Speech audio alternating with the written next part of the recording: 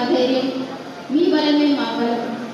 కొంతమంది అనుకుంటూ ఉంటారు, నేను తొక్కేసినాను అనుకుంటారు. చాలా సంతోషపడుతుండొచ్చు కవ్వంపల్లి మీరు తొక్కేసినామని.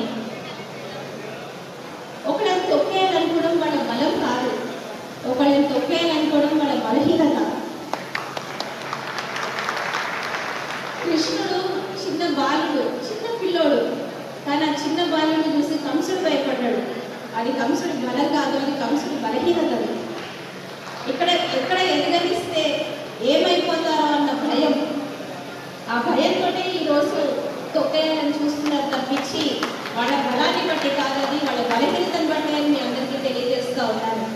ఒక గింజను తీసుకొని వచ్చి దీన్ని చంపేస్తామని భూమిలో పాతి పెడితే ఆ గింజ మొలకెత్తకుండా మాంటారా?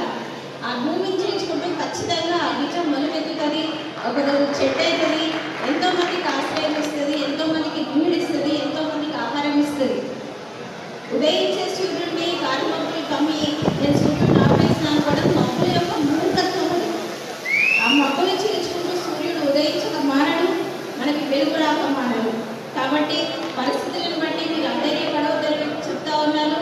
ఏ పరిస్థితి ఎలా ఉన్నా మేము మీతో ఉంటాము, మీరు మాతో ఉన్నారు.